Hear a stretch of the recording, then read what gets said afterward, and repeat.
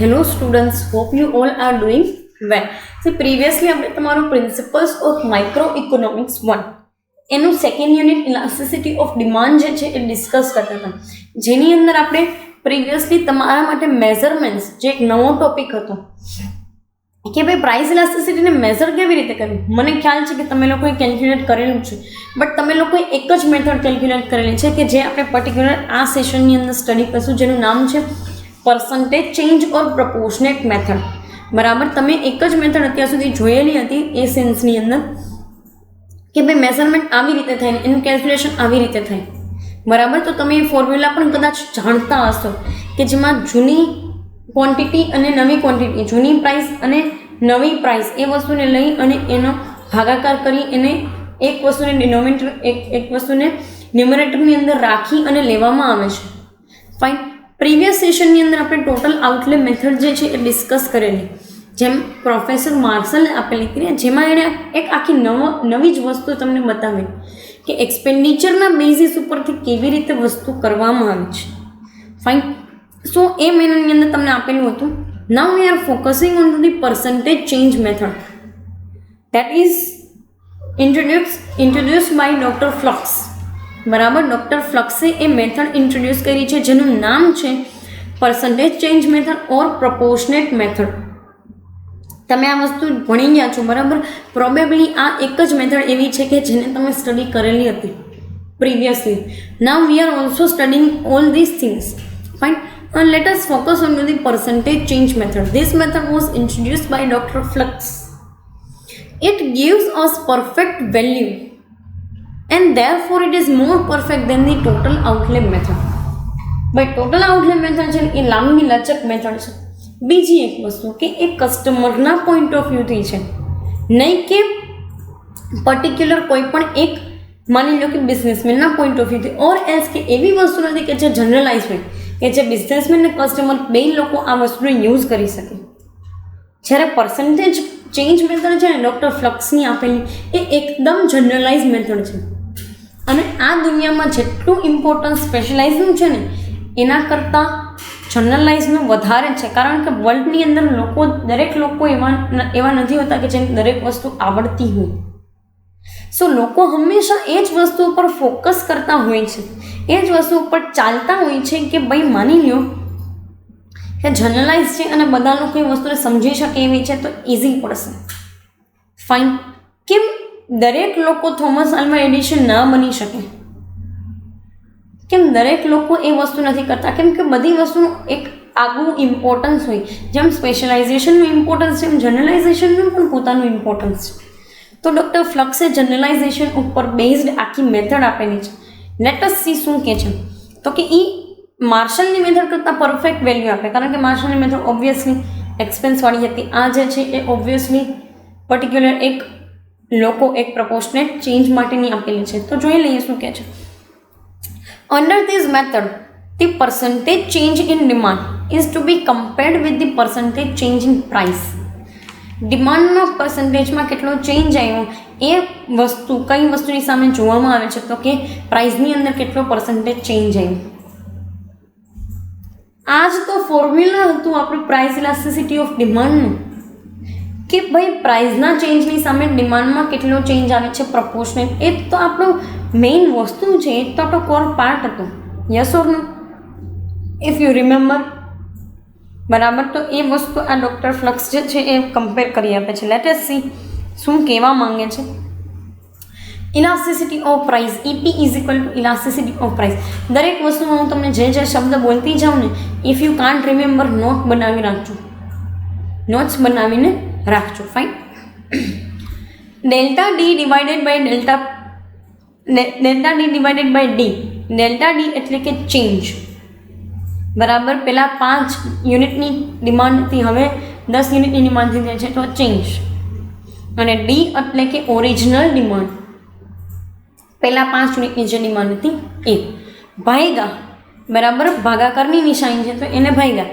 Delta P divided by P એટલે delta પી એટલે કે પ્રાઇસનો ચેન્જ. પ્રાઇસનો ચેન્જ કહો એટલે બે વસ્તુ વચ્ચેનો ડિફરન્સ હોય. જેમ કે 10 રૂપિયાની વસ્તુ હતી એ 5ની થઈ ગઈ છે, તો 5 રૂપિયા ચેન્જ આવ્યો એને ડેલ્ટા પી કહેવાય. ડેલ્ટા પી કહેવાય છે. આ ત્રિકોણની નિશાની એની બાજુમાં પી આપ્યું છે ને, that is known as the delta P, પ્રાઇસનો ચેન્જ. બરાબર, તો એને divided by P. Fine. So એ મેનરની અંદર કીધું છે. હવે તમારે જે છે એ આ વસ્તુનો ગુણાકાર કરવો હોય તો તમારે કોઈ પણ એક વસ્તુની સાઈડને ઉલટાવી પડે. યસ ઓર નો?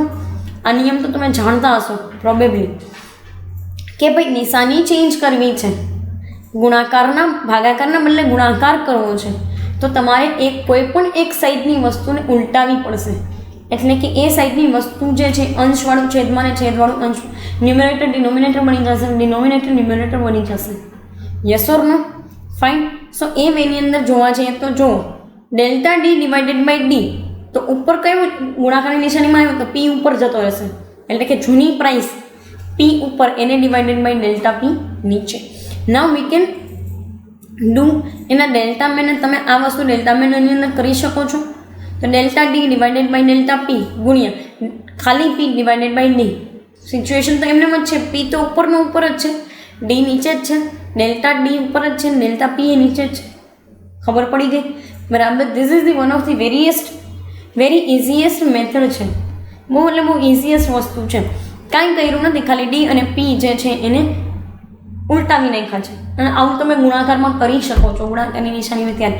એટલે તો આપણે અહીંથી ઉલટાવીને સાઈડ ફેરવી. બરાબર. સો એ વસ્તુ છે. તો પોઝિશન બધાની એમનેમ જ છે. Fine. Now you can do it. કેવી રીતે? જુઓ, પહેલાં તો તમને રિસાઇટ કરી દીધી છે કઈ વસ્તુને કેમ કેવું. તો કે EP is equal to elasticity of demand, D is equal to change or original quantity of demand, delta D is equal to change in quantity of demand, P is equal to original price and delta P is equal to change in the price. Now તમને એક example આપેલું છે.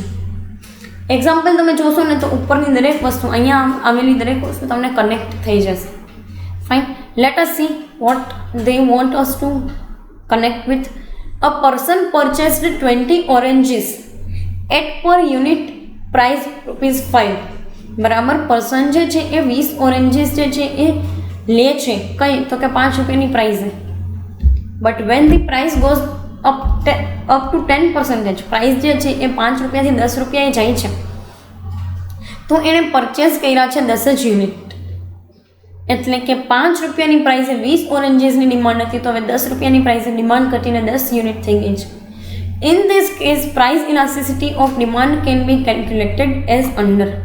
આ કેસની અંદર price elasticity જે છે એ આ પ્રમાણે કેલ્ક્યુલેટ થઈ શકે છે.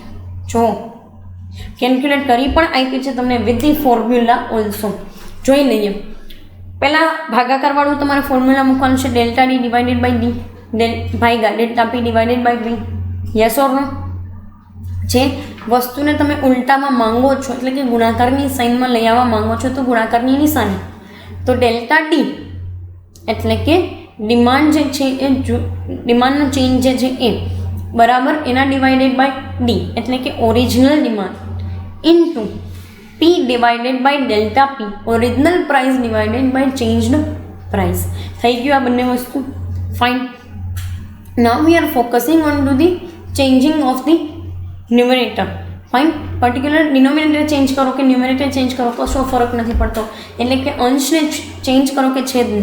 આની અંદર આપણે ચેન્જ કરીએ છીએ છેદને. બરાબર. ચલો જોઈ લઈએ શું કર્યું. તો કે delta D divided by delta P બરાબર delta D divided by delta P. Simplest એને ગુણ્યા પી ડિવાઇડેડ બાય ડી.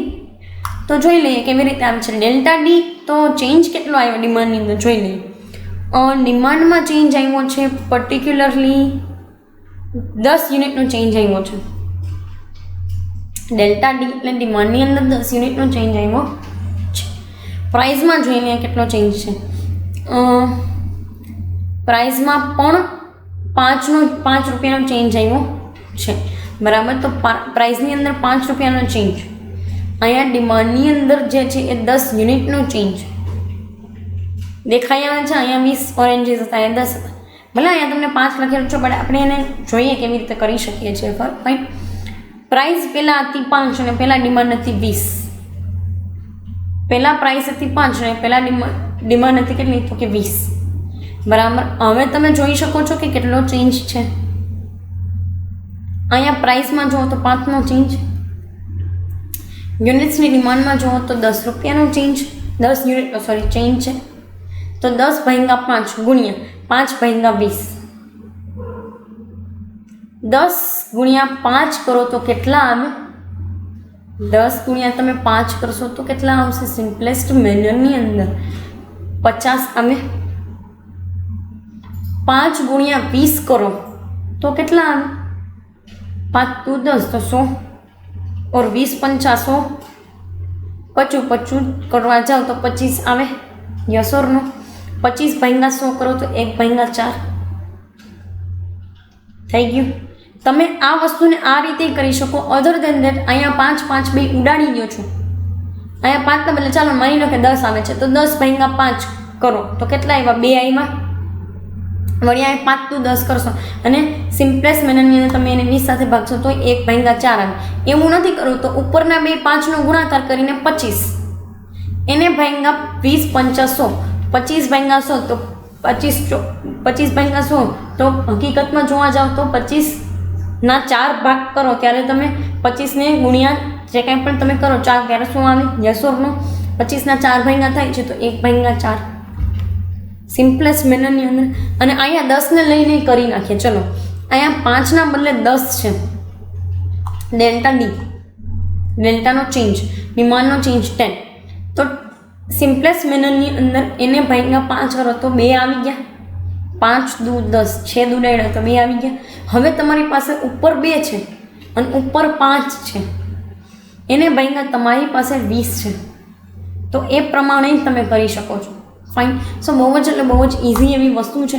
અહીંયા તમને ડિમાન્ડ મળી ગઈ છે ઇનઇલાસ્ટિક, કારણ કે અમે ડિમાન્ડ જે છે 1/4 કરશો તો 0.25 આવશે, which is the inelastic demand. Yes or no? Fine. Now arc elasticity of demand તમને આપેલી છે, બરાબર. હવે આર્ક ઇલાસ્ટિસિટીની અંદર તમને એક ડાયાગ્રામ આપેલો છે અને એનું એક્સપ્લેનેશન આપેલું છે. લેટ અસ સી શું કહેવાય છે આર્કને. તો જો arc elasticity of demand measures elasticity of demand over range and arc and demand curve. arc એટલે કોઈ એક પર્ટિક્યુલર ટુકડો કહી શકાય.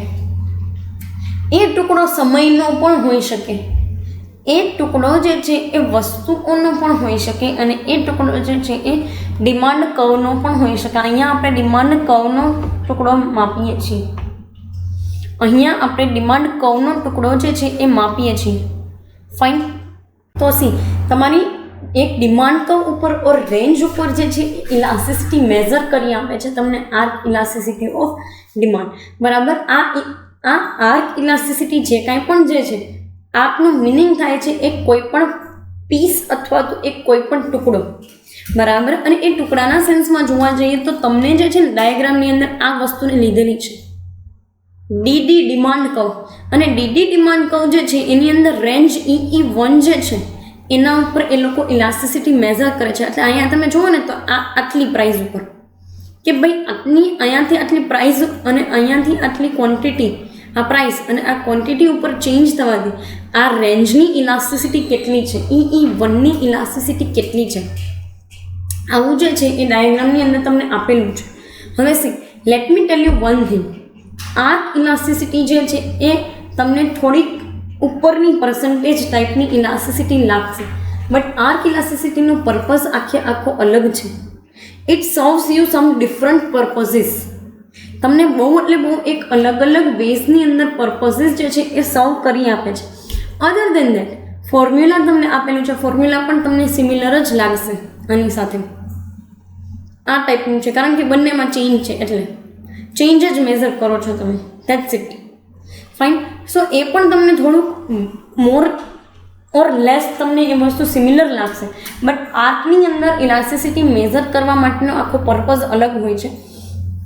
Let us discuss that purpose. પહેલાં તો તમને પર્પઝની વાત કરી દઉં છું. કામ એવી રેન્જ માટે મેઝર કરતા, કેમ કે ડિમાન્ડ કર્વ જે છે ને એ પિરિયોડિકલ હોય, એ ક્યારેય સિંગ્યુલર કોઈ એક દિવસની ડિમાન્ડ કર્વ ન જોતા આપણે પિરિયોડિકલ ડિમાન્ડ કર્વ જોઈએ છે.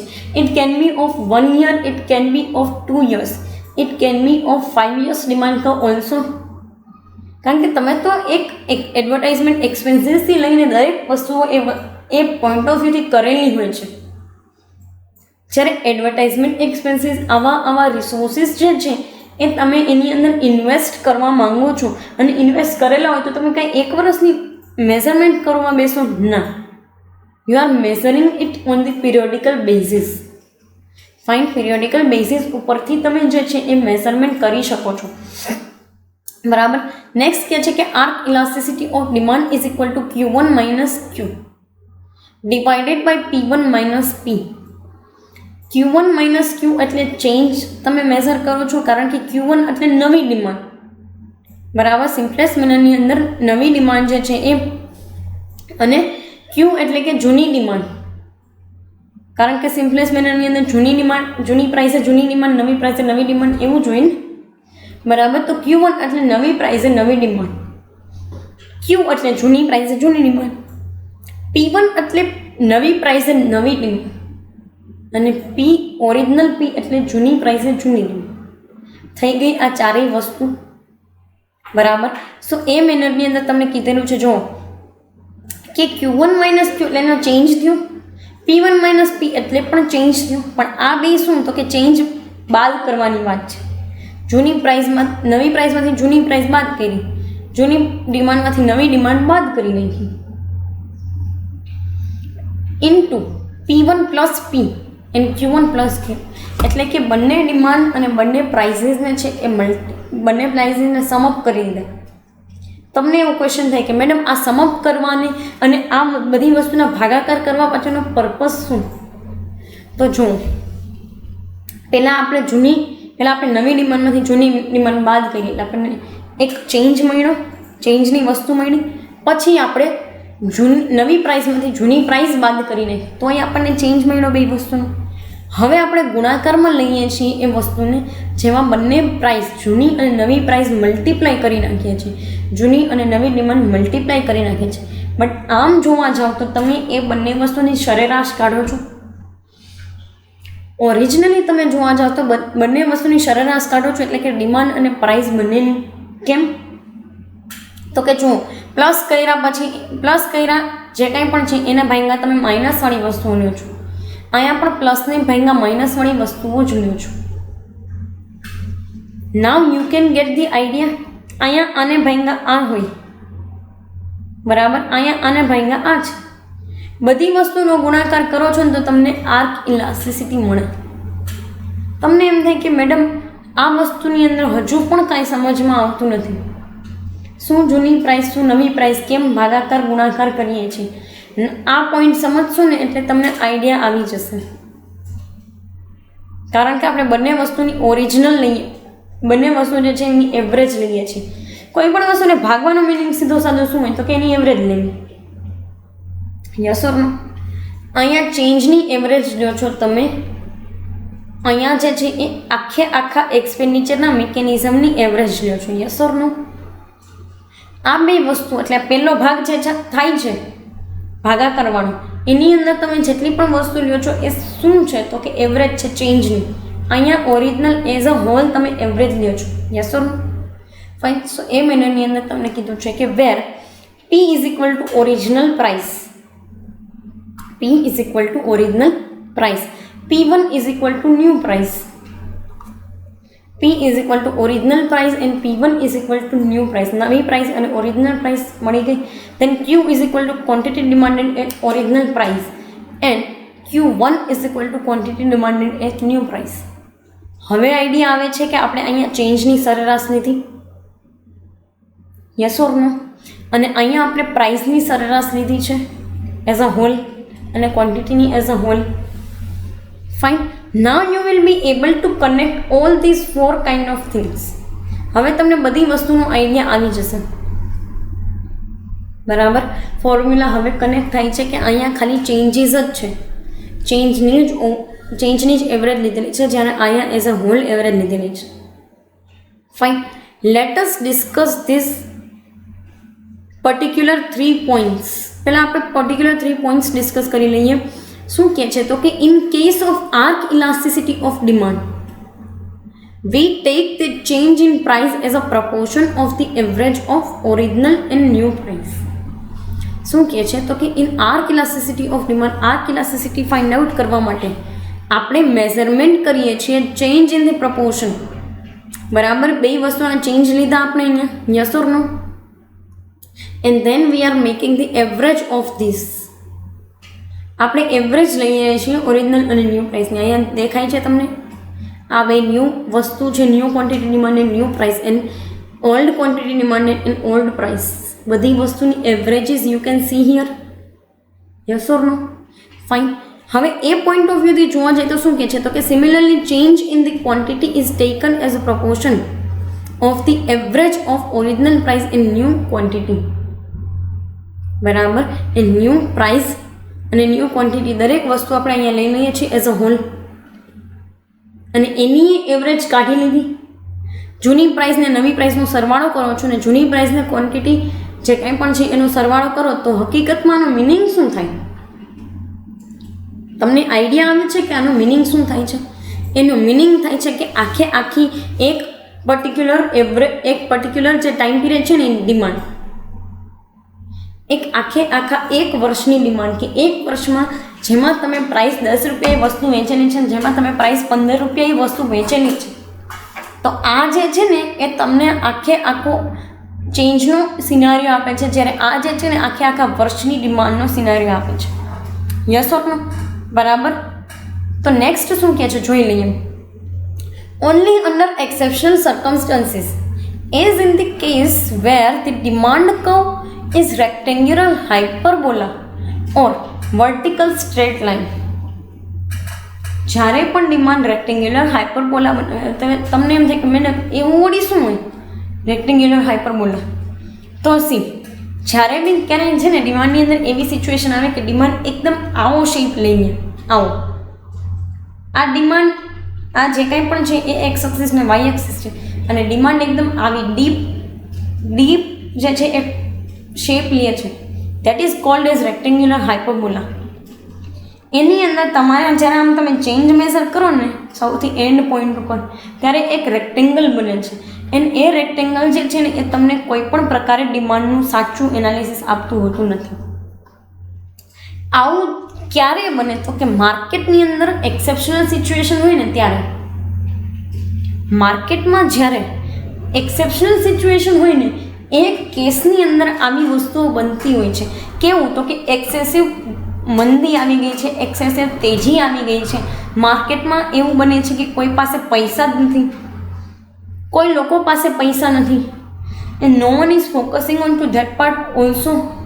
કોઈ એ વસ્તુ પર ફોકસ પણ નથી કરતું કે પૈસા નથી આપણી પાસે. તો એ ટાઈમ પીરિયડની અંદર જે ચેન્જ આવે ને એ ટાઈમ પીરિયડમાં તમે માની લો કે જે વસ્તુ આવે ને that is known as the rectangular hyperbola, અને એ તમને કોઈ પણ પ્રકારે તમારી કંપની આગળ કેમ પ્રોડક્શન કરવું કે કેવી ડિમાન્ડ છે ને એનો સિનારીઓ ન આપે. બીજું તમને કીધું છે કે વર્ટિકલ સ્ટ્રેટ લાઇન એટલે વાય એક્સિસને પેરેલલ હોય ને, કે પ્રાઇસના કે યુનિટના કે પ્રાઇસના ઇન્કમના ગમે એટલા ચેન્જ આવે ને કાંઈ પણ ડિમાન્ડમાં ચેન્જ ના આવે. Vertical line, this is the horizontal, this is vertical. તો એક્સ એક્સિસ વાય એક્સિસના પેરેલલ જે વસ્તુ હશે ને, વાય એક્સિસના પેરેલલ એ વસ્તુ જે છે એમાં કંઈ તમને આઈડિયા જ ન આવે ડિમાન્ડ. ફાઇન. નેક્સ્ટ તમને કહે છે કે a demand curve will have single elasticity throughout its length. આ બે કેસની અંદર સિંગલ ઇલાસ્ટિસિટી જ હોય, બરાબર. જ્યારે normally elasticity of demand will be different at different point of demand curve. જ્યારે નોર્મલી ડિમાન્ડ કહું તમે જ્યારે જુઓ ને ત્યારે દરેક પોઈન્ટે અલગ અલગ ઇલાસ્ટિસિટી જ હોય, અને અલગ અલગ ઇલાસ્ટિસિટી તમને જોવા મળે. આવું શું કામ થાય છે એ હું તમને કહી દઉં. માની લો કે અહીંયા પ્રાઇસ અલગ, અહીંયા ડિમાન્ડ અલગ હોય ને, અને અહીંયાથી અહીંયા જો આપણે પોઈન્ટે ડિસાઈડ કરીએ તો ડિમાન્ડ અલગ હશે ને, તો એ પ્રમાણે ઇલાસ્ટિસિટી એ અલગ હોય, બરાબર. એ દરેક પોઈન્ટે ઇલાસ્ટિસિટી પણ અલગ હોય. Now let us understand the diagram. ડાયાગ્રામની અંદર તમને P1 PQ અને P1 Q1 એટલી વસ્તુ આપેલી છે. DD ડિમાન્ડ કર્વ છે, અને E અને E1 બે પોઈન્ટ આપેલા છે. Q જોઈ લઈએ. પ્રાઇસ P એ ક્વોન્ટિટી Q આટલી હતી, પ્રાઇસ P એ ક્વોન્ટિટી Q આટલી હતી, જ્યારે ઇલાસ્ટિસિટી પોઈન્ટ E હતી અહીંયા હતી. એટલે કે ક્વોન્ટિટી ઓછી હતી અને પ્રાઇસ વધારે હતી. આવો સિનારીઓ હતો. હવે પ્રાઇસ P થી P1 જેટલી ઘટે છે, ક્વોન્ટિટી Q થી Q1 જેટલી વધે છે, and in that case elasticity will be different at E1. Elasticity જે છે એ E1 એ ડિફરન્ટ થઈ જાય છે. યસ ઓર નો? તો આપણે આ સિનારીઓ મેઝર કરીએ છીએ આ ફોર્મ્યુલા થ્રુ. આ ફોર્મ્યુલાથી આપણે આ સિનારીઓ જે છે ને એ મેઝર કરીએ છીએ. જો હું તમને એક વસ્તુ બતાવું, આ Q1 minus Q divided by P1 minus P એટલે ચેન્જ આવ્યું તો આપણે છે ને આટલો ચેન્જ જ મેઝર કર્યો અત્યારે. તો પહેલો ભાગ આ ચેન્જ છે, જ્યારે બીજો ભાગ P plus P1 Q1 plus Q1 એ આખો ભાગ છે. યસ ઓર નો? આખો સિનારીઓ છે. ફાઇન. હવે તમને ઓટોમેટિકલી એ વસ્તુનો આઈડિયા આવી ગયો હશે કે ભાઈ સાચી રીતે આપણે આ ફોર્મ્યુલા જે અપ્લાય કરીએ છીએ ને એ જ આ ડિમાન્ડ કર્વની અંદર આવે છે. Fine. This is all about the arc elasticity of demand and percentage method.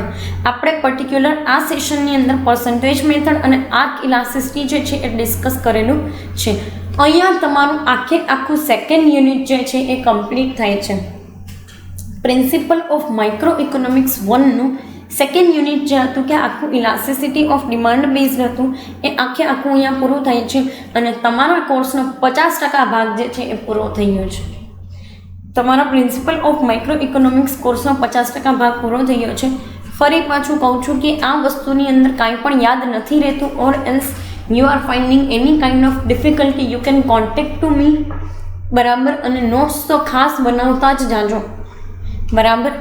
એ વસ્તુ માટે ક્યારેય આળસ કરતા નહીં. પર્ટિક્યુલર આ સેશન માટે અહીંયા સુધી રાખીએ. બાકી તમારું થર્ડ સેશન જે છે થર્ડ યુનિટ જે છે કમિંગ સેશનની અંદર ડિસ્કસ કરશું. Thank you so much.